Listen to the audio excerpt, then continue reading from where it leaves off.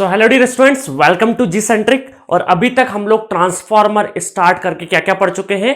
एक तो basic principle और लॉस पढ़ चुके हैं, जिसमें हम लोग बेसिक प्रिंसिपल में हम लोगों ने दो ही प्रिंसिपल और लॉस के बारे में देखा हम लोगों ने। पहला तो फैराडे लॉ और दूसरा क्या देखा, लेंज लॉ। और दोनों को मिला के हम लोगों ने क्या बोला, Faraday law of electromagnetic induction. उसके बाद हम लोगों ने क्या करा कि कैसे फैराडे ने अपने एक्सपेरिमेंट को प्रूफ के जरिए बताना चाहा और कैसे मॉडिफाइड फैराडे लॉ लाए, और हम लोगों ने कैसे Faraday law of electromagnetic induction principal को देखा। उसके बाद हम लोगों ने देखा कंस्ट्रक्शन फीचर, ट्रांसफॉर्मर में कंस्ट्रक्शन में क्या क्या इंपॉर्टेंट है वो सब कुछ हम लोग देख चुके हैं। ठीक है, तो कंस्ट्रक्शन के बाद एक मेन टॉपिक आता है आपका magnetic circuit, that is magnetic circuit. असल में मैग्नेटिक सर्क्यूट क्या है, जो हम लोगों ने वहां पे कोर देखा है, कोर कैसे बना होता है, सीआरजीओएस मटेरियल से बना होता है। तो सीआरजीओएस से जो कोर बना है, जब उसके ऊपर वाइंडिंग रैपअप होगी तो वहां से फ्लक्स निकलेगा, और फ्लक्स मेनली मैग्नेटिक फील्ड की बात हो रही है, इस वजह से यहां से जो भी सर्क्यूट बनेगा वो क्या कहलाएगा, मैग्नेटिक सर्क्यूट। फ्लक्स लिंकेज, इन चीजों के बारे में ऑलरेडी आपको बता चुका हूं। तो मैं मैग्नेटिक सर्क्यूट को डिटेल में पढ़ाऊंगा, क्योंकि सारी इलेक्ट्रिकल मशीन्स में क्या बनेगा, मैग्नेटिक सर्क्यूट तो बनेगा ही बनेगा। क्यों? क्योंकि मैग्नेटिक फील्ड इन्वॉल्व है इस मशीन में। इसी को तो हम लोगों ने क्या बोला, इलेक्ट्रिकल मशीन बोला। ऐसी मशीन जो वन फॉर्म ऑफ एनर्जी को दूसरे फॉर्म में कन्वर्ट करे थ्रू मैग्नेटिक फील्ड। इस वजह से मैग्नेटिक सर्क्यूट को हम लोग बहुत डिटेल वर्जन देखेंगे, क्योंकि गेट पॉइंट ऑफ व्यू से यहां से क्वेश्चंस भी अब आने लगे हैं। पिछले 2-3 सालों से उठा ले, चाहे 16, 17, 18, 19, तो यहां पर 4 सालों में तकरीबन 3 साल क्वेश्चन पूछे हुए हैं मैग्नेटिक सर्क्यूट से। तो मैग्नेटिक सर्क्यूट अभी प्रेजेंट डे सिनेरियो के हिसाब से बहुत ज्यादा इंपॉर्टेंट हो चला है। इसमें बहुत ज्यादा कुछ ऐसा नहीं है कि बहुत ज्यादा डिटेल एनालिसिस करना है, बट स्टूडेंट्स के साथ होता क्या है कि मैग्नेटिक सर्क्यूट को हल्के में ले लेते हैं, या फिर अधूरी इंफॉर्मेशन होने के रीजन की वजह से वो एग्जाम में क्वेश्चन करेक्ट नहीं कर पाते हैं। तो चलिए हम लोग मैग्नेटिक सर्क्यूट पढ़ने से पहले सबसे पहले हम लोग इलेक्ट्रिकल सर्क्यूट पे नजर डाल लेते हैं, क्योंकि इलेक्ट्रिकल सर्क्यूट हम लोग पढ़ते आए हैं। तो इलेक्ट्रिकल सर्क्यूट में होता क्या है, एक क्या होता है, वोल्टेज होता है, जिसको हम क्या बोल देंगे, इलेक्ट्रोमोटिव फोर्स, या फिर इसको हम क्या बोल सकते हैं, वोल्टेज भी बोल सकते हैं। Voltage is nothing but an electrical pressure का काम करता है। ठीक है, तो electromotive force it is a one type of force. क्या है, electromotive force is a force which drives the electrical current, एक इलेक्ट्रिकल करंट को ड्राइव करता है। ठीक है, और इस इलेक्ट्रिकल करंट को जो अपोज करता है, इसके फ्लो को जो अपोज करता है, वो क्या कहलाता है, रेजिस्टेंस कहलाता है। ठीक है, तो इस तरीके से हम लोगों ने ओम्स लॉ के हिसाब से क्या पढ़ा कि अगर मुझे करंट लिखना हो तब हम क्या लिख सकते हैं, EMF upon resistance, EMF upon resistance. Resistance क्या है, it is the property of material which opposes the flow of current. तो करंट को अपोज करने वाली प्रॉपर्टी, जिस एलिमेंट को हम क्या बोल दिया, रेजिस्टेंस। में नेटवर्क थ्योरी में डिटेल वर्जन पढ़ा चुका हूं सबका। ठीक है, कि इलेक्ट्रोमोटिव फोर्स क्या होता है, वोल्टेज क्या होता है, ईएमएफ वगैरह सब कुछ पढ़ा चुके हम लोग। अब देखते हैं कि इसी की तर्ज पे हम लोग मैग्नेटिक सर्क्यूट की बात करते हैं। ये मैंने क्या ले लिया, एक तरह का कोर ले लिया। क्या ले लिया, मैग्नेटिक कोर, मैग्नेटिक मटेरियल से बना हुआ कोर ले लिया थोड़ी देर के लिए, और इस कोर के ऊपर मैंने क्या कर दिया, वाइंडिंग रैपअप कर दी, जिसका एक प्लस टर्मिनल है और एक माइनस टर्मिनल। मतलब जितना करंट एंटर करेगा उतना ही वापस करंट लीव कर जाएगा। और अगर मैं यहां पर डायरेक्शन की बात करूं इस तरीके से, और यहां पर राइट हैंड चारों फिंगर रखी मैंने, कर्ल करी, तो जो थंब दिखाएगा ये क्या दिखाएगा, ओरिजिनेट ऑफ फ्लक्स निकलता हुआ नजर आएगा। इसका मतलब जैसे ये जस्ट एक मैग्नेट है, एन और एस मैग्नेट है, तो इस मैग्नेट से क्या होता है, एन से एस तक फील्ड जाती है। ऑलरेडी मैं डिस्कस कर चुका हूं सारी चीजें। ठीक है, और अंदर के साइड में साउथ टू नॉर्थ जाती है। तो नॉर्थ से क्या हो रही है, सारी की सारी फील्ड ओरिजिन हो रही है, ओरिजिनेट हो रही है, टर्मिनेट कहीं पे हो रही है, साउथ पे हो रही है। तो नॉर्थ से ओरिजिनेट होने के कारण, नॉर्थ से निकलने के कारण, फ्लक्स निकलने के कारण या फील्ड निकलने के कारण हम क्या बोलेंगे कि इन वायर्स के ऊपर जहां करंट का डायरेक्शन, उस करंट के डायरेक्शन में चारों अपनी उंगलियां रखिए, कर्ल कर लिए, जो थंब दिखाएगा वो क्या दिखाएगा, नॉर्थ डायरेक्शन, या फिर हम क्या बोल सकते हैं, फ्लक्स का ओरिजिन। तो हम यहां से क्या बोलेंगे कि फ्लक्स इस तरीके से इसमें फ्लो होगा, दैट इज फ्लक्स। ठीक है, इसको हम लोग क्या बोल देंगे, इसको क्या बोल देंगे, फाई बोल देंगे। अभी सेकेंडरी वाइंडिंग नहीं लगाया, इसको हम लोग बोल देंगे फ्लक्स, फाई फ्लो हो रहा है। ठीक है, अब देखिए इन दोनों को हम लोग थोड़ा सा एनालॉजी में बिठाते हैं। अगर इससे थोड़ा सा कंपैरिजन करते हैं, तो यहां पर एक इलेक्ट्रोमोटिव फोर्स बन रहा था, जो क्या ड्राइव कर रहा था, करंट ड्राइव कर रहा था। सिमिलरली यहां पर ये जितने नंबर ऑफ टर्न्स है, n नंबर ऑफ टर्न्स, तो हम क्या बोलेंगे, मैग्नेटोमोटिव फोर्स। क्या बोलेंगे, मैग्नेटोमोटिव फोर्स, जो कि क्या हो जाएगा, number of turns into current, number of turns into current, n into I. Just like यहाँ ईएमएफ था, यहाँ पे क्या है, एमएमएफ है, मैग्नेटोमोटिव फोर्स, ये क्या था, इलेक्ट्रोमोटिव फोर्स। ठीक है, अब ये मैग्नेटोमोटिव फोर्स क्या करता है, यहां पर ईएमएफ क्या कर रहा था, करंट को ड्राइव कर रहा था। यहां पे मैग्नेटोमोटिव फोर्स जो कि एमएमएफ कहलाएगा, ये क्या ड्राइव करेगा, फ्लक्स को ड्राइव करेगा। क्या ड्राइव करेगा, फ्लक्स को। तो हम क्या बोल देंगे, एमएमएफ का अगर कोई डेफिनेशन पूछे आपसे तो क्या बोलोगे, MMF is the cause due to which magnetic flux flow. मैं लिख देता हूं डेफिनेशन, क्या बोल सकते हैं हम लोग एमएमएफ को, it is a cause due to which, it is a cause due to which magnetic flux flow,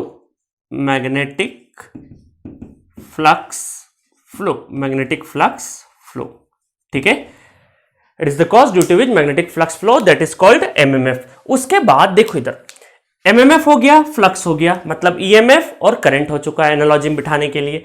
उसके बाद एक रेजिस्टेंस, यहां रेजिस्टेंस का काम क्या है, it opposes the flow of current, but यहां पर ये जो इस कोर का जो प्रॉपर्टी होगा, इस कोर के अंदर ऐसी कुछ प्रॉपर्टी होगी जो इस फ्लक्स को भी अपोज करेगी, इस फ्लक्स को भी अपोज करेगी। उसको बोलते हैं हम लोग क्या, रिलक्टेंस। क्या बोलते हैं हम लोग, रिलक्टेंस। आज से एक नई टर्मिनोलॉजी आपके सामने आया है, रिलक्टेंस, जिसको मैं, अगर कोर का है अभी रिलक्टेंस तो आरसी लिख देता हूं, C फॉर कोर। तो रिलक्टेंस क्या है, इट अपोजेस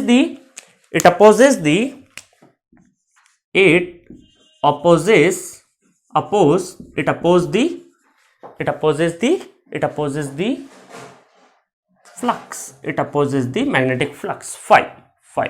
इस फ्लक्स को अपोज करेगा, वो क्या कहलाएगा, रिलक्टेंस। यहां पे करंट को अपोज कर रहा है, वो क्या कहला रहा है, रेजिस्टेंस। तो सिमिलरली यहां पर जो रिलेशन था I equal to EMF upon resistance, तो यहां पर भी हम रिलेशन की एक इमेजिनेशन कर सकते हैं। तो हम लोग यहां से देखेंगे कि इधर जो ये मैग्नेटिक सर्क्यूट है, इलेक्ट्रिकल सर्क्यूट है, तो यहां पर जो एमएमएफ हुआ, इधर चल के वो क्या हो रहा है, ईएमएफ। ठीक है, या फिर हम बोले ईएमएफ का क्या बन गया, एमएमएफ बन गया। इधर जो करंट था वो क्या बन गया, उसका एनालॉजी क्या बन सकता है, इधर फ्लक्स। एनालॉगस या एनालॉजी का मतलब है एग्जैक्टली सेम नहीं, बट सेम, उसके जैसे, मतलब सिमिलर काइंड ऑफ। ठीक है, दैट इज एनालॉजी। तो एनालॉजी हम लोग देख रहे हैं, एनालॉगस या फिर एनालॉजी देख रहे हैं। किसके बीच में एनालॉजी देख रहे हैं हम लोग, electrical circuit and magnetic circuit में, क्योंकि इलेक्ट्रिकल सर्क्यूट पहले आया है, उसके बाद मैग्नेटिक सर्क्यूट बना। तो इलेक्ट्रिकल सर्क्यूट से हम लोग मैग्नेटिक सर्क्यूट की इमेजिनेशन करते हैं, क्या हो सकता है क्या नहीं हो सकता है, उसके बाद डिटेल वर्जन इसका देखेंगे। तो करंट को कौन रिप्लेस कर रहा है, इधर फ्लक्स रिप्लेस कर रहा है। यहां पर रेजिस्टेंस है, तो इधर क्या रिप्लेस हो रहा है, इधर हो रहा है reluctance, that is RC, that is reluctance. तो यहां पर रिलेशन क्या बन जाएगा, करंट, यहां पर रिलेशन बन जाएगा करंट की जगह फ्लक्स, और ईएमएफ की जगह क्या आ जाएगा, एमएमएफ आ जाएगा, MMF upon reluctance, MMF on reluctance. MMF को क्या लिख सकते हैं, N into I divided by reluctance. तो ये फॉर्मूला बन सकता है आपका, और फ्लक्स काय में आएगा, वेबर में आएगा। फ्लक्स का यूनिट क्या होगा, वेबर। फ्लक्स काय में बनेगा, वेबर में। तो पहला रिलेशन आपके सामने आ चुका है इलेक्ट्रिकल सर्क्यूट और मैग्नेटिक सर्क्यूट के बीच में, कि इधर I equal to EMF upon resistance होता है, तो इधर क्या हो जाएगा, phi equal to MMF upon reluctance. ठीक है, एमएमएफ क्या है, MMF is the cause due to which the magnetic flux flow, और रिलक्टेंस क्या है, it opposes the magnetic flux. ठीक है गाइस, तो इस तरीके से हम लोगों ने क्या किया, पहला एक बेसिक फॉर्मूला इजाद किया है। ये रटने की बिल्कुल जरूरत नहीं है, इससे कंपेयर कर लेना। ओम्स लॉ आता है I equal to V by R, तो हम लोग यहां से ही फाई, I की जगह फाई, EMF क्या होगा, N इंटू आई अपॉन रिलक्टेंस, उधर क्या है, रेजिस्टेंस है। इतना ध्यान रखना है। अब चलिए, अब हम लोग प्योरली अब इलेक्ट्रिकल सर्क्यूट को छोड़ देते हैं इसके यहीं पे हाल पे, अब मैग्नेटिक सर्क्यूट का ही फर्दर एनालिसिस करते हैं। ठीक है, सो गाइस, अगर हम लोग दो सर्क्यूट को कंपेयर करते हैं, देखिए कैसे कंपेयर करेंगे हम लोग। तो यहां पर चलिए देखिए कि अगर मान लो एक सर्क्यूट है, जो कि अभी हम लोगों ने देखा था मैग्नेटिक सर्क्यूट, इस तरह से ये कोर है, इसके ऊपर वाउंड कर दिया हम लोगों ने, नंबर ऑफ टर्न्स n, तो यहां पर एमएमएफ क्या हो जाएगा, एमएमएफ हो जाएगा n इंटू आई, और इस तरीके से हम लोगों ने क्या कर दिया था, यहां से फ्लक्स फ्लो करवा दिया था फाई, कैसे फ्लक्स फ्लो होगा इस डायरेक्शन में? देखो डायरेक्शन ऑफ फ्लक्स डिपेंड करेगा कि यहां पर करंट का डायरेक्शन क्या है और सेंस ऑफ वाइंडिंग के हिसाब से कहां है। करंट इधर से अगर दे दोगे तो अलग हो जाएगा शायद फ्लक्स का डायरेक्शन, ठीक है। तो ये एरो के डायरेक्शन में 4 उंगलियों को रखना, जहां पे थंब जाए हो सकता है नीचे भी चले जाए आने वाले टाइम में, तो ठीक है। तो सेंस ऑफ वाइंडिंग और करंट जिस डायरेक्शन में फ्लो हो रहा है उसी डायरेक्शन से क्या होगा, हमारा फ्लक्स फ्लो होगा। तो चलिए एमएफ क्या हो जाएगा, एनआई, और यहां पे रिलक्टेंस ऑफ कोर होगा, इस कोर का रिलक्टेंस होगा, तो रिलेशन क्या हो जाएगा, flux equal to NI divided by reluctance of the core, ठीक है। अगर मान लो ये फॉर्मूला, आप बोलोगे सर अभी तो बताया आपने फॉर्मूला, एक काम करता हूं, सपोज करो मैंने क्या कर दिया, इस कोर में थोड़ा सा कट लगा दिया, एक कट लगा दी, इतना पोर्शन मैंने निकाल दिया, मतलब कि मैंने मैग्नेटिक मटेरियल में क्या बना दिया, कुछ पार्ट नॉन मैग्नेटिक बना दिया, क्योंकि ये एयर क्या होती है, नॉन मैग्नेटिक होती है। तो इसका मैं मान लेता हूं, इसको बोल देता हूं एयर गैप, क्या बोल देता हूं, air gap, air gap, air gap. इतना पोर्शन मैंने कट डाउन कर दिया। इतना पोर्शन कट डाउन करने के बाद मेरे पास यहां पर अब मैं क्या लिख सकता हूं, देखो यहां तक एक तो 2 रिलक्टेंस होंगे अब मेरे पास। अगर मैं मान लो ये ऐसा मान लेता हूं, जो कि होता भी है, कि सपोज करो मुझे फ्लक्स को अगर कांस्टेंट रखना है, तो फ्लक्स में क्या हो सकता है। देखो आपसे एक बात पूछो कि इलेक्ट्रिकल सर्किट में अगर मैं कंडक्टर को कट कर दूंगा तो फिजिकल कनेक्शन के बगैर करंट फ्लो नहीं करेगा, ठीक है। मैंने क्या बोला, इलेक्ट्रिकल सर्किट में अगर मैं वायर को कट डाउन कर दूंगा तो इलेक्ट्रिकल करंट नहीं फ्लो करेगा, बट मैग्नेटिक सर्किट में मैंने अगर एक छोटा सा पीस कट कर दिया तो भी फ्लक्स फ्लो करेगा, क्योंकि फ्लक्स एयर गैप में भी फ्लो कर सकता है। तो that is small difference between current and flux. इस वजह से हम लोगों ने क्या बोला, एग्जैक्ट सेम नहीं है, that is analogous to each other. Flux and current क्या है, एक दूसरे के एनालॉगस है। Current in electrical circuit and वही क्या है, एनालॉजी इसकी क्या है, मैग्नेटिक सर्किट में फ्लक्स है, बट दोनों में अंतर है। यहां पर कट डाउन करने के बाद एक एयर आने के बाद भी फ्लक्स फ्लो होता रहेगा। फ्लक्स क्या होता रहेगा, फ्लो होता रहेगा। अभी मैं फ्रिंजिंग इफेक्ट वगैरह नहीं ले रहा हूं, बाद में मैग्नेटिक सर्किट डिटेल में पढ़ा के अलग से कंक्लूड कर दूंगा। अभी फ्रिंजिंग इफेक्ट को मैं नलीफाई कर रहा हूं। अभी ये फ्रिंजिंग इफेक्ट क्या होता है वो आगे बताऊंगा मैं। तो अभी के लिए समझिए कि यहां पर मेरे पास 2 रिलक्टेंस आएंगे। एक तो क्या होगा, that is reluctance of core, reluctance of core, और दूसरा क्या आएगा, reluctance of air gap, AG for air gap, reluctance of air gap. 2 reluctance होने की वजह से अब मेरे पास यहां पर क्या हो जाएगा, फ्लक्स क्या हो जाएगा, एमएमएफ एन इंटू आई अपॉन क्या हो जाएगा, reluctance of core plus reluctance of air gap. क्या रिलक्टेंस का फॉर्मूला कैसे निकालेंगे वो सब बात की कहानी है, ठीक है। तो आपको मुझे यही बताना था कि इलेक्ट्रिकल और मैग्नेटिक सर्किट में क्या डिफरेंस होता है, कि अगर इलेक्ट्रिकल सर्किट को कट कर भी दूं तो करंट फ्लो फर्दर नहीं करेगा, बट मैग्नेटिक सर्किट में फ्लक्स फ्लो करता रहेगा, फ्लक्स फ्लो करता रहेगा। वो बात अलग है कि इस फ्लक्स को मेंटेन कांस्टेंट, इसके जैसे फ्लक्स सेम, ये जो अमाउंट ऑफ फ्लक्स फ्लो कर रहे हैं, अगर इसी को मेंटेन रखना है तो मुझे करंट इंक्रीज करना पड़ जाएगा। वो आगे न्यूमेरिकल्स हम लोग देखेंगे, ठीक है गाइस। तो इस तरीके से फॉर्मूले में स्मॉल चेंज आएगा, क्योंकि अगर एयर आ गया तो एयर गैप का भी क्या होगा, रिलक्टेंस काउंट में लेना पड़ेगा। तो बेसिक फॉर्मूले इजाद की, धीरे धीरे हम लोग लेवल बढ़ाएंगे, क्या फ्रिंजिंग होता है, कैसे इसको एनालिसिस करेंगे, सब देखेंगे, न्यूमेरिकल भी अच्छे से देखेंगे, ठीक है गाइस। तो चलिए नेक्स्ट पोर्शन इसका हम लोग सबसे पहले मैग्नेटिक सर्किट का बेसिक स्ट्रक्चर पढ़ चुके हैं। पहले अब बात करते हैं हम लोग एक ट्रांसफार्मर के कोर को, उसकी मैग्नेटिक कैरेक्टरिस्टिक्स देख लेते हैं एक बार, कि मैग्नेटिक कैरेक्टरिस्टिक्स कहां से आती है, इसका प्राइम या बेसिक प्रिंसिपल कहां से ओरिजिन होता है, वो सारी चीजों को लेके कुछ रिलेशन लेते हैं हम लोग, जो कि मैग्नेटिक सर्किट के रिगार्डिंग होंगे, ठीक है गाइस। तो चलिए देखते हैं मैग्नेटिक कैरेक्टरिस्टिक्स क्या होता है। तो फ्रेंड्स अब हम लोग देखते हैं मैग्नेटिक कैरेक्टरिस्टिक्स, कि मैग्नेटिक कैरेक्टरिस्टिक्स क्या होती है। तो ये मैंने एक 3D मॉडल में बनाने की कोशिश करी है, मेरी ड्राइंग उतना अच्छा नहीं है, बट आप थोड़ा सा अज्यूम करिएगा, ये रेक्टेंगुलर कर्व में एक 3D मॉडल है, मैंने एक पूरा ट्रांसफार्मर का कोर बनाया है, ठीक है। तो आपको ये 3D मॉडल थोड़ा सा 2 लिम्ब में 3D दिख रहा होगा, यहाँ में मैं 3D नहीं बना पाया हूँ, ठीक है गाइस। तो यहाँ पर आपको इस वाले लिम्ब के ऊपर मैंने वाइंडिंग क्या करी है, वाउंड करी है, और उसके करंट के इस डायरेक्शन में क्या हो रहा है, फ्लक्स फ्लो हो रहा है, ठीक है। अब एक और चीज देखेंगे कि इसकी प्रॉपर्टीज देखते हैं अब हम लोग, कि इस कोर की एग्जैक्ट मिड से हम लोग क्या करेंगे, मिड से एक लेंथ काउंट करेंगे, इस लेंथ को बोलते हैं मीन कोर लेंथ, एलसी। क्या बोलेंगे इसको, मीन कोर लेंथ। ये कहां से लिए, एग्जैक्ट मिडिल में से, कोर के एग्जैक्ट मिडिल में से हम लोगों ने लेंथ एक पॉइंट से चले हैं और दूसरे पॉइंट पे आ गए हैं, इसको हम बोलते हैं पूरे को मीन कोर लेंथ। देखो ये आगे चल के मैं बताऊंगा कि मीन कोर लेंथ और असल लेंथ अगर क्वेश्चन में गिवन हो तो क्या न्यूमेरिकल में वेरिएशन होगा, वो सारी चीजें देखेंगे हम लोग, ठीक है। अब देखो इधर इसमें से cross section area, just like ये पेन को समझिए कि ये क्या है, एक लिम्ब समझिए, सर्कुलर शेप का है, तो आपको हर एक जगह से कट होके, तो यहां से मान लो फ्लक्स फ्लो हो रहा है तो आपको कौन सा क्रॉस सेक्शन एरिया दिखेगा, सर्कुलर क्रॉस सेक्शन एरिया दिखेगा। बट इस बार मैंने क्या लिया है, स्क्वायर या फिर रेक्टेंगुलर बोल सकते हैं हम लोग। तो इस तरीके से हर एक जगह पे स्लाइस कट डाउन करोगे तो that is cross section area.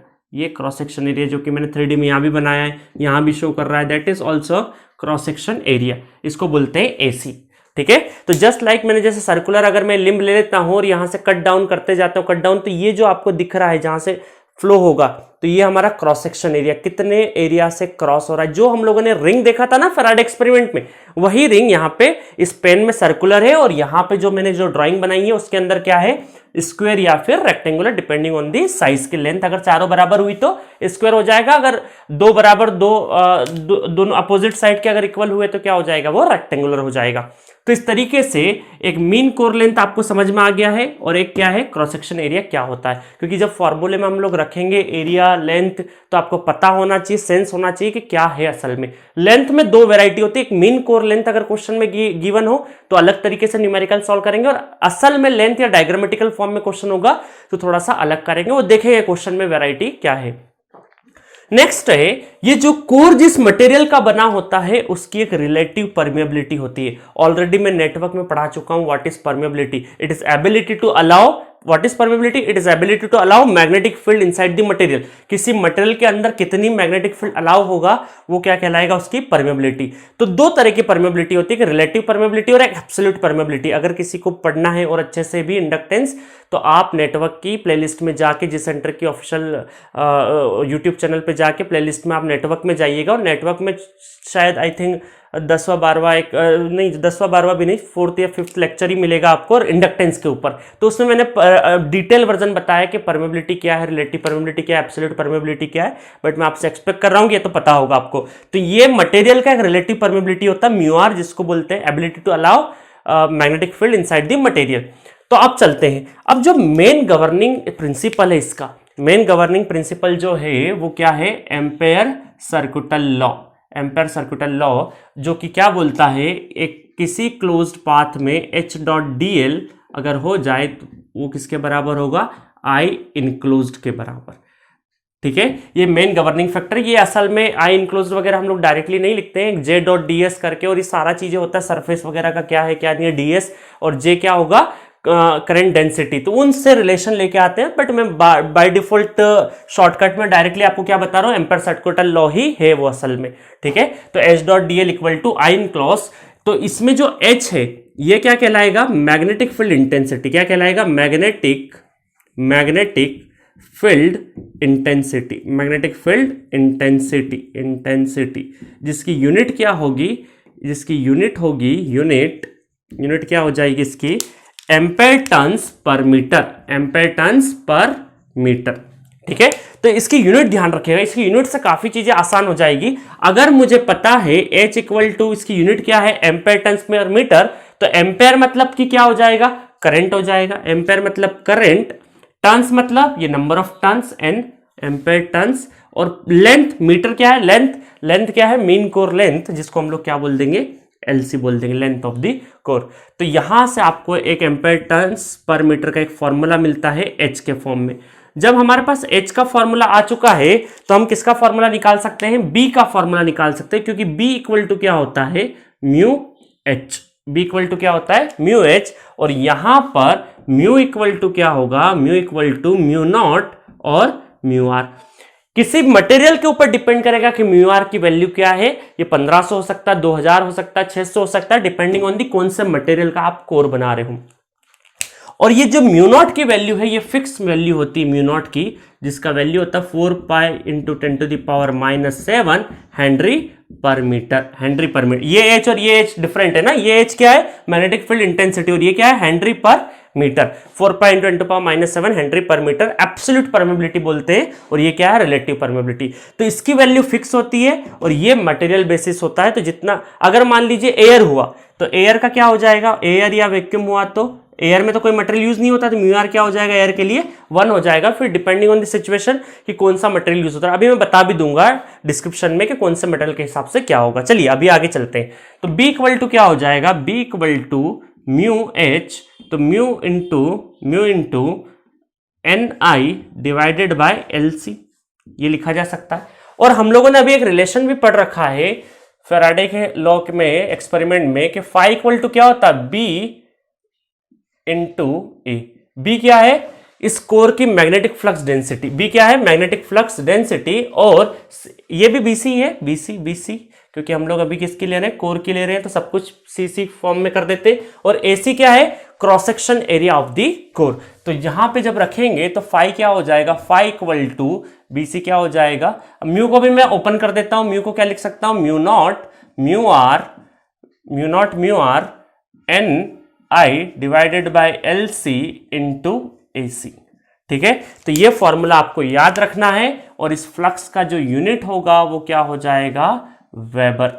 ठीक है, इस बी का यूनिट क्या होता है, इस बी का यूनिट क्या हो जाएगा, weber per metre square, not per metre, weber per metre square है ना। डेंसिटी ये क्या है, मैग्नेटिक फ्लक्स डेंसिटी, जो मैग्नेटिक फील्ड डेंसिटी, और ये क्या है मैग्नेटिक फील्ड इंटेंसिटी, ये that is intensity, that is density. तो इंटेंसिटी पर मीटर में और डेंसिटी काय में होती है, एरियल में। देखो ये लाइन क्या लॉन्ग होता है कि इंटेंसिफाई, और ये क्या है डाइवर्सिफाई, किसी एरियल को रिप्रेजेंट करता है, एरिया को रिप्रेजेंट करता है, दैट इज डेंसिटी। तो magnetic field density that is magnetic field intensity, आपको ध्यान रखना है। और इन दोनों के रिलेशन से फाई इक्वल टू बी है, कॉस थीटा भी थोड़ी देर के लिए मैंने क्या ले लिया है, मैक्सिमम ले लिया है, तो बी इंटू ए यहां पुट किया, तो ये फॉर्मूला आया, बहुत ज्यादा इंपॉर्टेंट फॉर्मूला है यहाँ पे।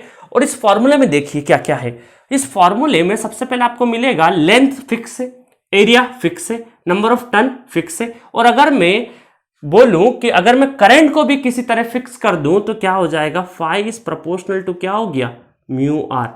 रिलेटिव परमेबिलिटी के ऊपर फ्लक्स क्या होगा, इंक्रीज होते जाएगा। अगर मैं आपको बात करूं कि for a given magnetic circuit, एक स्टेटमेंट ड्रॉ करता हूं अगर इस फॉर्मूले से, for a given magnetic circuit and current operation, for a given magnetic circuit and current operation, मतलब मैग्नेटिक सर्किट गिवन है और करंट ऑपरेशन भी गिवन है। For a given magnetic circuit and current operation flux is directly, या बोल सकते हैं flux is mu R times more in magnetic material compare to non magnetic material. क्योंकि मैंने अभी बताया कि एयर का क्या है, एयर का म्यू आर इक्वल टू 1 है, तो एयर का क्या हो जाएगा, 1 हो जाएगा। तो मान लो एयर कोर, अगर मैं एयर कोर को यूज करता हूं ट्रांसफार्मर डिजाइन में और एक मैग्नेटिक मटेरियल को डिजाइन करता हूं ट्रांसफार्मर डिजाइन में, तो एयर कोर और जो मेरा मैग्नेटिक मटेरियल से यूज होने वाला जो कोर है उसमें फ्लक्स कितने टाइम इंक्रीज हो जाएगा, जितने टाइम्स म्यू आर है for a given magnetic circuit and current operation. तो यहां से मैं 2 स्टेटमेंट ड्रॉ कर सकता हूं, अभी आपके सामने 2 स्टेटमेंट लिख देता हूं। तो गाइस इस वाले स्टेटमेंट को, इस वाले फॉर्मूले को मैं एक एग्जांपल से समझाता हूं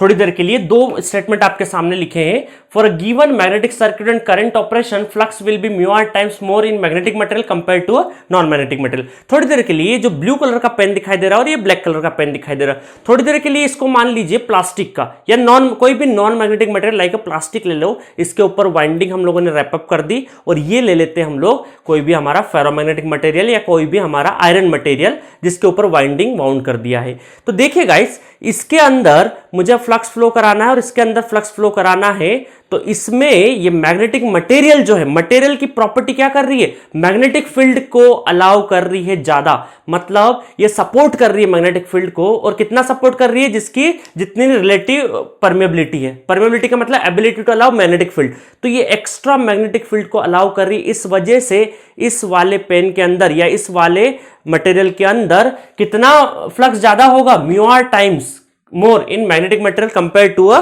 नॉन मैग्नेटिक मटेरियल। आ रही बात समझ में, क्योंकि जो मटेरियल है वो भी क्या होगा, उसके डाइपोल्स थे कि नहीं, हम लोगों ने जो बीएच कर्व बनाया था कि इसके अंदर के जो डाइपोल्स वो भी क्या कर रहे थे, फ्लक्स बढ़ा रहे थे। क्योंकि मैंने बताया था वहां पर भी फ्लक्स 2 तरीके से बढ़ता है, करंट से ही बढ़ता है और एक डाइपोल से ही बढ़ता है मटेरियल के। और डाइपोल से जो बढ़ने वाला फ्लक्स है वो ज्यादा क्वांटिटी, ज्यादा डोमिनेटिंग क्वांटिटी होती है। अगर सपोज करो मैं 100 अगर फ्लक्स बढ़ रहा है, तो मानिए उसमें 80 से 85 किससे बढ़ रहा है, मटेरियल के डाइपोल की वजह से, और मात्र 10 से 15 किससे बढ़ रहा है, करंट की वजह से। ठीक है गाइस, तो इस तरीके सेकंड को क्या बोल सकते हैं, for a given magnetic circuit and operating flux. current to be injected will be mu r times less in magnetic material compared to a non-magnetic material। इस पॉइंट को इस तरीके से ही बोला जा सकता है, अभी समझाता हूं। सपोज करो इन दोनों में, ये किससे बना हुआ, नॉन मैग्नेटिक मटेरियल से, ये किससे बना हुआ, मैग्नेटिक मटेरियल से। इन दोनों के अंदर अगर मुझे फ्लक्स कांस्टेंट रखना है थोड़ी देर के लिए, एक ही अमाउंट का फ्लक्स फ्लो कराना है, तो इसके अंदर क्या एडवांटेज है, इसके अंदर मुझे करंट कम इंजेक्ट करना पड़ेगा, क्योंकि इसका क्या है, डाइपोल सपोर्ट करेगा, ठीक है। बट इसके अंदर क्या है, मुझे same amount of flux introduce करना है, तो मुझे करंट ज्यादा इंजेक्ट करना पड़ेगा। तो क्या मैं ऐसा बोल सकता हूं, मैग्नेटिक मटेरियल में और नॉन मैग्नेटिक मटेरियल में अगर मुझे same amount of flux introduce करना पड़े या फ्लो कराना पड़े, तो इसके अंदर म्यू आर टाइम्स करंट क्या होगा, कम देना पड़ेगा, इसमें म्यू आर टाइम्स ज्यादा देना पड़ेगा इन दोनों कंपैरिजन में। तो हम क्या बोल सकते हैं, मैग्नेटिक मटेरियल का क्या फायदा है कि जो फ्लक्स, जो करंट इंजेक्ट करना पड़ रहा है हम लोगों को, जो करंट यहां से इंजेक्ट करना पड़ा है, जो कि अगर फ्लक्स प्रोड्यूस करना है, अगर दोनों में मैग्नेटिक हो चाहे नॉन मैग्नेटिक है, तो मैग्नेटिक मटेरियल के साथ क्या सुविधा है हमारे पास कि mu R times less inject करना पड़ेगा करंट, तो ही हमारा काम हो जाएगा। अब आपको बात समझ में आ रही होगी धीरे धीरे कि क्यों मैग्नेटिक मटेरियल से हम लोग क्या कर रहे हैं, मशीन को डिजाइन कर रहे हैं। क्योंकि मैग्नेटिक मटेरियल से अगर हम लोग डिजाइन करेंगे ना मशीन, तो हमें करंट कम देना पड़ेगा। करंट कम देने का मतलब ये कंडक्टर के जो साइज होंगे वो भी कम लगेंगे, ये कम साइज में ही हमारा काम हो जाएगा। तो हमारा थोड़े से ही करंट में हमारा क्या हो जाएगा, फ्लक्स इंट्रोड्यूस हो जाएगा, क्योंकि यहां पे मटेरियल क्या कर रहा है, हमें सपोर्ट कर रहा है। तो इस मटेरियल के कारण, इस मैग्नेटिक मटेरियल की प्रॉपर्टी के कारण ही हम लोगों ने सारी मशीन कैसे बनाई है, मैग्नेटिक मटेरियल से बनाई है। क्योंकि किसी भी मशीन में अगर करंट कम इंजेक्ट करना पड़ रहा है, इसका मतलब क्या है, हमें ये बहुत सारी चीजों से बच जा रहे हैं। टेम्परेचर राइज कम होगा, आई स्क्वायर आर लॉस कम होगा, हीटिंग कम होगा। और किसी भी मटेरियल या किसी भी इलेक्ट्रॉनिक्स इक्विपमेंट का कौन दुश्मन है, टेम्परेचर दुश्मन है। टेम्परेचर को मिनिमाइज करने में हमारे सारे एडवांसमेंट हो रहे हैं। जितना हम टेम्परेचर को, जितना हम लोग कूल कर सकते हैं मशीन को, उतना अच्छा हमारे लिए होगा। तो मैग्नेटिक मटेरियल के साथ क्या फायदा हमें कि कम करंट में ही हमारा काम हो जा रहा है, थोड़े से ही करंट में हमारा, क्योंकि मटेरियल क्या है, सपोर्टिव रोल प्ले कर रहा है। क्योंकि मटेरियल अपने डाइपोल से क्या कर रहा है, एक्स्ट्रा फ्लक्स प्रोवाइड कर रहा है हमें, ठीक है गाइस। तो दो स्टेटमेंट आपको किसी भी एग्जाम में पूछे जा सकते थे, तो इस वजह से मैंने दोनों स्टेटमेंट लिख दिए। दोनों स्टेटमेंट का मतलब एक ही, तो इसमें क्या कर दिया हम लोगों ने कि करंट और फ्लक्स कांस्टेंट, मैग्नेटिक सर्किट और करंट ऑपरेशन कांस्टेंट रख दिया, इसमें क्या कांस्टेंट रख दिया, फ्लक्स कांस्टेंट रख दिया, ठीक है गाइस। तो इस तरीके से यहां पर कुछ फॉर्मूले खत्म होते हैं। चलिए अब आगे और बढ़ते हैं इसके अंदर। सो गाइस चलिए मैं आपको बताऊंगा कि कुछ कैटेगरी है मैग्नेटिक मटेरियल की, जो आप लोगों ने अपने +2 में भी बहुत सुनी होगी, या मटेरियल साइंस में भी आपका जो इंजीनियरिंग में सब्जेक्ट होता है वहां पर भी सुनी होगी। उनकी कैटेगरी के नाम क्या है, paramagnetic, non magnetic, diamagnetic, ferromagnetic, ठीक है। इनमें डिफरेंस क्या होता है छोटा सा मैं बताना चाहूंगा तुम्हें, ठीक है। अब देखिए पैरामैग्नेटिक, नॉन मैग्नेटिक, डायमैग्नेटिक, अगर मैं पैरामैग्नेटिक की बात करूं तो म्यू आर ग्रेटर देन और इक्वल टू क्या होगा, 1 होगा, जिसका एग्जांपल कौन सा हो सकता है, एल्यूमिनियम हो सकता है। Non magnetic material mu R लगभग अप्रोक्सीमेटली क्या होगा, 1 होगा, और जिसका एग्जांपल क्या हो सकता है, पीवीसी, ठीक है। Diamagnetic mu R less than और इक्वल टू क्या होगा, लेस देन और इक्वल टू 1 होगा, ठीक है। तो डायमैग्नेटिक का एग्जांपल क्या है, कॉपर। तो ये जो ऊपर के 3 मटेरियल है, पैरामैग्नेटिक, नॉन मैग्नेटिक, डायमैग्नेटिक, ये असल में होते क्या पहले ये बता देता हूं मैं। और फेरोमैग्नेटिक का रिलेटिव प्रोबेबिलिटी क्या है, बहुत ज्यादा, 1 से बहुत ज्यादा है। ऊपर के जो आप 3 देखोगे वो लगभग 1 के आसपास ही रहते हैं। इसमें क्या होता है, 1 या 1 से ज्यादा, यहां पे 1 लगभग बराबर, और 1 या 1 से थोड़ा सा कम, मतलब आसपास क्या रहेंगे, 1 के आसपास ही रहेंगे। तो पहले मैं आपको बता देता हूं पैरामैग्नेटिक का मटेरियल का मतलब क्या है। सपोज करो ये पैरामैग्नेटिक मटेरियल है, पैरा, ठीक है, और ये हो गया डायमैग्नेटिक, ये क्या हो गया, डायमैग्नेटिक, और सपोज करो ये हो गया फेरोमैग्नेटिक। नॉन मैग्नेटिक में तो कोई दिक्कत नहीं है आपको, एयर को जस्ट नॉन मैग्नेटिक ले सकते हो। ये हो गया हमारा फेरोमैग्नेटिक मटेरियल। देखो इसके अंदर क्या हुआ, पैरामैग्नेटिक के अंदर अगर इधर से फील्ड लाइंस आ रही है, इधर से फील्ड लाइंस आ रही है, तो ये क्या करेगा, कुछ भी रिएक्ट नहीं करेगा, कुछ भी रिएक्ट नहीं करेगा। इसके अंदर से जो पास होने जैसी होगी वो पास हो जाएगी, और जो बाहर निकलने होगी वो बाहर। ना ही ये फील्ड को अपनी तरफ अट्रैक्ट करेगा, अपनी तरफ मोड़ने की कोशिश करेगा, और ना ही ये फील्ड को डाइवर्ट करेगा, ठीक है। तो ना ही अपने अंदर बहुत ज्यादा अलाउ करेगा, और ना ही डाइवर्ट करने की कोशिश करेगा। जैसी फील्ड आ रही वैसी पास कर देगा, दैट इज पैरामैग्नेटिक मटेरियल। अगर हम लोग डायमैग्नेटिक मटेरियल की बात करें, तो डायमैग्नेटिक मटेरियल क्या है, जो इसकी तरफ आ भी रही है तो इसको ये क्या करेगा, डाइवर्ट कर देगा। मतलब ये क्या करेगा, अपोज कर देगा, डाइवर्ट करने की कोशिश करेगा। इसकी तरफ फील्ड जो भी आ रही है वो भी क्या है, अपोज हो जाएगा, फील्ड अपोज करता है। तो डायमैग्नेटिक क्या करता है, मैग्नेटिक फील्ड को अलाउ नहीं करता है। मतलब डायमैग्नेटिक कहाँ यूज कर सकते हैं, जहां पे हमको मैग्नेटिक फील्ड नहीं चाहिए या एक्स्ट्रा मैग्नेटिक फील्ड हमको हटानी है, तो क्या यूज करते हैं, डायमैग्नेटिक यूज कर लो। ठीक है, चलिए फेरोमैग्नेटिक मटेरियल में क्या होगा, फेरोमैग्नेटिक मटेरियल में इससे पास, जो इसके सामने है वो तो पास करेगा ही करेगा, और जो इसके पास से जा रही है उसको भी क्या करेगा, ये अंदर से पास कराने की कोशिश करेगा। एयर वाली चीज को भी क्या करेगा, ये अंदर से पास करने की कोशिश करेगा। मतलब ज्यादा से ज्यादा मैग्नेटिक फील्ड को क्या करेगा, अपनी तरफ अलाउ करेगा। यही तो मैंने परमेबिलिटी की डेफिनेशन बोली, it is the ability of material which allows the magnetic field. तो इसका परमेबिलिटी देखो, रिलेटिव परमेबिलिटी क्या है, बहुत ज्यादा है, मतलब ये ज्यादा से ज्यादा फील्ड अपने अंदर अलाउ करेगा। इसका मतलब क्या, मैं पैरा, नॉन मैग्नेटिक, डायमैग्नेटिक जो 1 के आसपास ही है, तो इन तीनों को क्या ऐसा बोल सकता हूं, mu R approximately 1, mu R approximately 1। और क्या बोल सकता हूं, तीनों की तीनों कैटेगरी क्या है, नॉन मैग्नेटिक बोल सकते हैं, अप्रोक्सीमेटली क्या बोल सकते हैं, नॉन मैग्नेटिक, नॉन मैग्नेटिक बोला जा सकता है अप्रोक्सीमेटली। ठीक है, तो मैंने समझा दिया पैरा, डाई और नॉन मैग्नेटिक क्या होता है। ट्रांसफार्मर में कौन सा मटेरियल यूज करते हैं हम लोग, फेरोमैग्नेटिक मटेरियल। ट्रांसफार्मर का जो कोर है वो किससे बना होता है, फेरोमैग्नेटिक मटेरियल से बना होता है, हाईली फेरोमैग्नेटिक होना चाहिए, जो कि हम लोग बता चुके हैं कि जिसको बाद में चल के हम लोगों ने ओरिएंटेशन, कोल्ड रोलिंग करके हम लोगों ने क्या बनाया है, सीआरजीओस बनाया है, तो वो फेरोमैग्नेटिक मटेरियल ही होता है।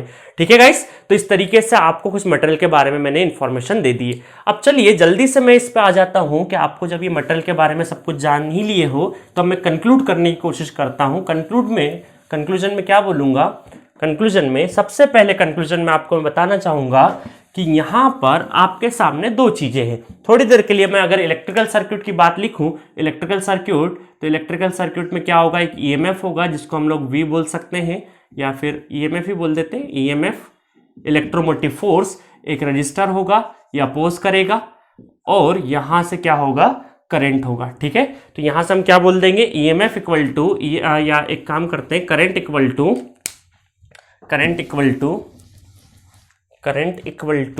आई equal to EMF upon resistance, ये हम लोगों ने लिखा था। और यहां पे रेजिस्टेंस क्या होगा, resistance equal to rho L by A, ये फॉर्मूला होता है रेजिस्टेंस का, जो कि मैंने नेटवर्क में पढ़ा चुका हूं कैसे आता है ये फॉर्मूला। ठीक है, अब मैं मैग्नेटिक सर्किट की बात करूं, तो मैग्नेटिक सर्किट में हम लोग क्या लिख सकते हैं कि मैं बार बार अब वो कोर तो बनाऊंगा नहीं, डायरेक्टली मैं क्या बनाऊंगा, सर्किट बनाने की कोशिश करूंगा, जिसमें यहां पे लिख देता हूं, मैं थोड़ी देर के लिए प्लस माइनस ले लेता हूं। ठीक है, और यहां पर वैसे तो ये डीसी के साइन है, तो चलो ये एसी भी लगा देते हैं, और यहां पे मैं किसको सिंबलाइज कर देता हूं, दैट इज ये किसको है, रिलक्टेंस को डिवोट कर देता हूं, ये वाला साइन। और यहां पे हम क्या बोलेंगे, N into I, that is MMF. MMF को कई लोग कई सारी बुक्स में एफ से भी डिनोट करते हैं एमएमएफ को। ठीक है, कंफ्यूज नहीं होना, तो एफ इक्वल टू एमएमएफ ही होगा, बट मैं अभी पूरा लिख देता हूं, एमएमएफ इक्वल टू क्या हो गया, एनआई, और यहां से क्या ट्रेवल कर रहा है, फ्लक्स। ये नॉट अ वायर नहीं है, ठीक है, ना ही कंडक्टर, ये क्या है, कोर का मटेरियल है पूरा का पूरा, मैंने उसको डिनोट किया है। तो यहां से हम लोगों ने क्या लिख दिया था, flux phi equal to NI divided by reluctance लिख दिया था। तो अगर मुझे यहां से रिलक्टेंस निकालना पड़े तो रिलक्टेंस क्या हो सकता है, एनआई डिवाइडेड बाय फाई, और फाई अभी हम लोग इस इक्वेशन से डिराइव करें तो ये वाले पूरा फॉर्मूला यहां पुट कर देता हूं, तो क्या आ जाएगा, एनआई डिवाइडेड बाय, ये क्या आ जाएगा, mu naught mu R NI into A C divided by L C. इसका मतलब एनआई क्या हो गया, कैंसिल आउट हो गया, एल ऊपर चले जाएगा, तो यहां से रिलक्टेंस का फॉर्मूला क्या बन जाएगा, रिलक्टेंस का formula 1 upon mu naught mu R L C divided by A C, अब अगर मैं इन दोनों फॉर्मूले को कंपेयर करूं तो यहां पे क्या, R equal to rho L by A, यहां पे क्या, R C equal to 1 upon mu naught mu R L C upon A C. यहां पे दो फैक्टर कॉमन है, देखो, L length divided by area, cross section area, दोनों same है। तो क्या मैं ऐसा लिख सकता हूं कि इसको रो को 1 बाय सिग्मा लिख दूं, तो यहां से फॉर्मूला क्या बन जाएगा, आर का 1 बाय सिग्मा एल बाय ए। अब देखो कंपेयर करना आसान हो गया कि नहीं, कंपेयर करना, तो अगर आपसे कोई रिलक्टेंस का फॉर्मूला पूछे तो डायरेक्टली इतना याद करने की जरूरत नहीं है, एक भी फॉर्मूला रटने की जरूरत नहीं है। आप डायरेक्टली थोड़ा सा ध्यान रखिएगा कि आपने इलेक्ट्रिकल और मैग्नेटिक सर्किट बना लो, बाकी सारी चीजें काम आ जाएगी। इस फॉर्मूले को लाने के लिए सिर्फ और सिंपली हम लोगों ने क्या किया है, phi equal to B A, B equal to mu H, ये आपको नॉर्मल फॉर्मूले याद रहेंगे, ठीक है। तो आपको रटना बिल्कुल भी नहीं है, रट के जाओगे तो प्रेशर ज्यादा होगा, एग्जाम में वर्क नहीं कर पाओगे, ठीक है।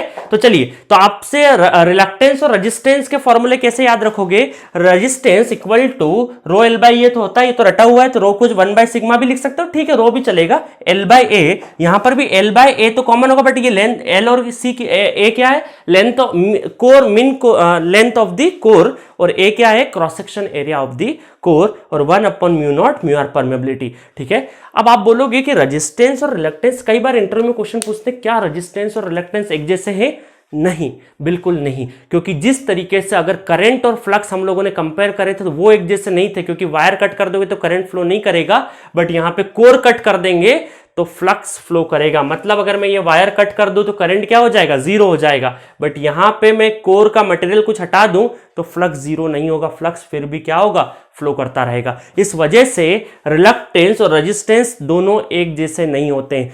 क्या बोल सकता हूं मैं, अगर कंपैरिजन करूं, इलेक्ट्रिकल सर्किट का कंपैरिजन करूं, तो रेजिस्टेंस है क्या असल में, resistance is a power dissipation element, power को डिसिपेट करता है, ठीक है। और रिलक्टेंस क्या है, पावर स्टोरिंग एलिमेंट है, पावर स्टोरेज एलिमेंट है, क्योंकि ये स्टोरेज फॉर्म में जा रहा है। मैग्नेटिक फील्ड में क्या है, कुछ लॉस तो होगा नहीं, जो भी जाएगा वो स्टोरेज फॉर्म में जाएगा।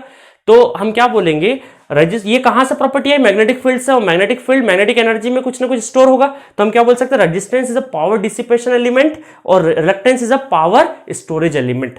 एक और चीज दोनों के बीच में, इलेक्ट्रिकल और मैग्नेटिक सर्किट के बीच में आपको एक और चीज बताता हूं। आप लोगों ने इलेक्ट्रिकल इंसुलेटर के नाम सुने होंगे, pin, suspension type, shackle, strain, ये सब इंसुलेटर सुने होंगे। इंसुलेटर का मतलब क्या है कि वो क्या करता है, करंट के पाथ को कन्फाइंड करता है, करंट के पाथ को कहीं अगर हम लोगों को जैसे इंसुलेटर लगाते हैं हम लोग हाई टेंशन लाइन में, तो क्या करते हैं, करंट वहां से ट्रेवल नहीं करे हमारे पोल में से, इस वजह से हम लोग इंसुलेटर लगाते हैं। तो हम क्या बोल सकते हैं, इलेक्ट्रिकल इंसुलेटर के नाम तो सुने हैं, क्योंकि वो किसको रोकता है, करंट को रोकता है, बट क्या आपने मैग्नेटिक इंसुलेटर का नाम सुना है, अगर मान लो मैग्नेटिक इंसुलेटर आ भी गए, यहां पे रख भी दिया, तो क्या फ्लक्स इधर ट्रेवल करेगा, बिल्कुल करेगा। जस्ट लाइक हम लोग बचपन में अगर एक कॉपी के ऊपर नीचे से हम लोग अगर मैग्नेट लगाते थे तो ऊपर का मैग्नेट भी क्या करता था, चलता था। इसका मतलब क्या है, फ्लक्स दीवार के आर पार भी जा सकता है। मतलब हम लोग क्या बोलेंगे, practically there is no magnetic insulator, magnetic insulator आज तक बने ही नहीं है, बट इलेक्ट्रिकल इंसुलेटर हम लोगों ने नाम सुना है, क्योंकि करंट को रोकना आसान है। करंट में अगर यह इंसुलेशन हो जाए तो करंट फ्लो ही नहीं करेगा, बट यह इंसुलेशन हो गया तो क्या है, एयर भी क्या है, वन टाइप ऑफ इंसुलेशन, तो भी क्या है, फ्लक्स फ्लो कर रहा है कि नहीं। तो इसका मतलब क्या बोलेंगे हम लोग कि इलेक्ट्रिकल इंसुलेटर तो एग्जिस्ट करते हैं practically, but practically magnetic insulator exist नहीं करते हैं। इस वजह से फ्लक्स को, या यूं कहें, क्योंकि फ्लक्स का तो दोनों पार्ट है, म्यूचुअल फ्लक्स भी है, लिंकेज फ्लक्स भी और लीकेज फ्लक्स भी है। इसका मतलब किसी भी मशीन में लीकेज को पूरी तरीके से एलिमिनेट हम लोग नहीं कर सकते।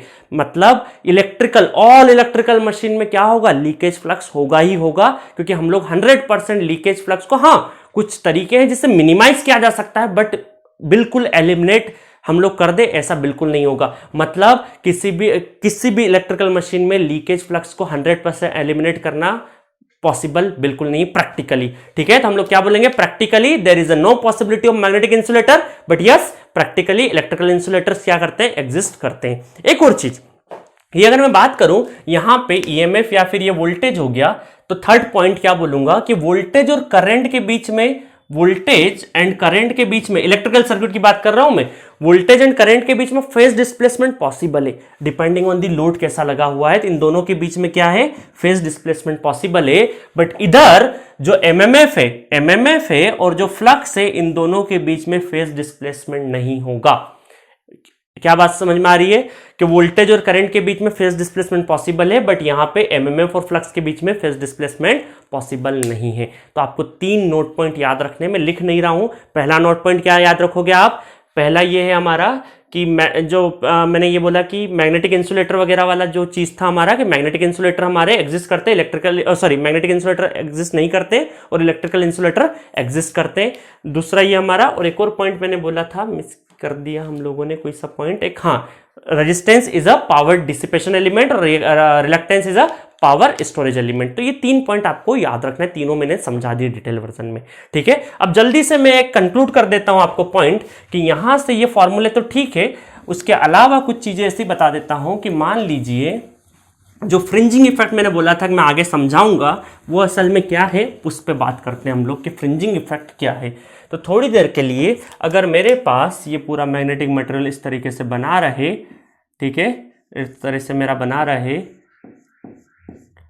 यहाँ से करंट और यहाँ से फ्लक्स, अगर मैं इसको लेंथ मान लेता हूँ, यहाँ पे ये लेंथ पूरा, ये लेंथ क्या है, core length, main core length है। तो यहाँ से मैं क्या लिख सकता हूँ, रिलक्टेंस क्या लिख सकता हूँ, 1/μ0 μr LC divided by AC।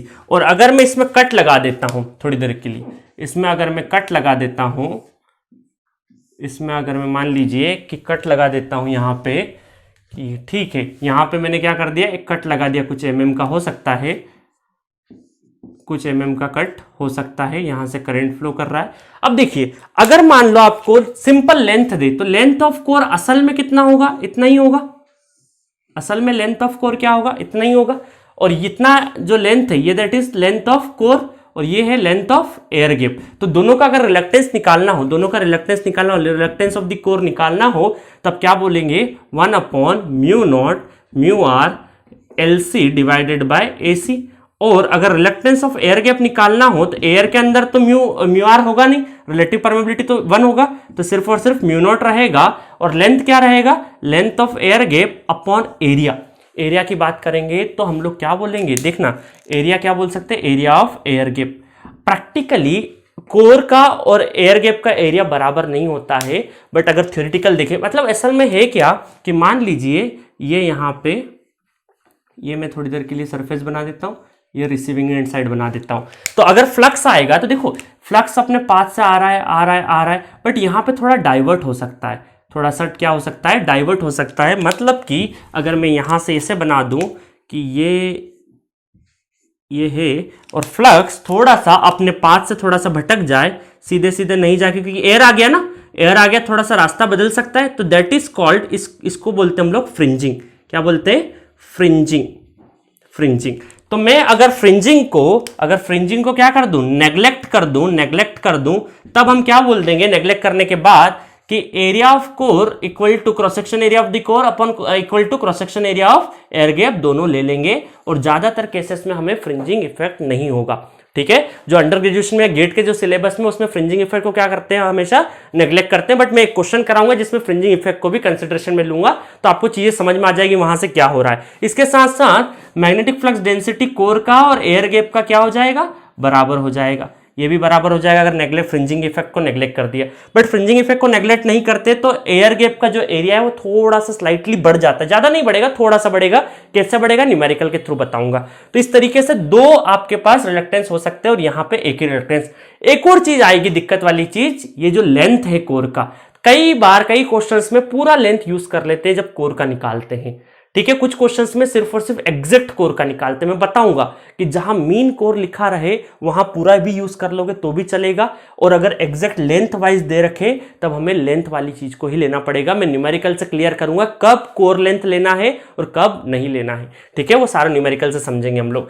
तो यहां से अब मुझे अगर फ्लक्स लिखना है तो flux equal to MMF upon reluctance of core, और यहां फ्लक्स लिखना है तो क्या लिख सकते हैं, MMF upon reluctance of core plus reluctance of air gap. तो इस तरीके से दो चीजें हो सकती है। तो ये फाइनल कंक्लूजन है। ये फॉर्मूला कैसे याद रखना, रिलक्टेंस का, फ्लक्स का फॉर्मूला कहां से आया है, सारी चीजें आपको पता होनी चाहिए। ये मैग्नेटिक सर्किट का थ्योरी इतना इनफ है। एक दो पॉइंट और है एनर्जी में, वो ज्यादा इंपॉर्टेंट नहीं है, इंपॉर्टेंट यही सब है। जो लेस इंपॉर्टेंट है वो अपन थोड़ा सा बाद में देखेंगे, ठीक है। चलिए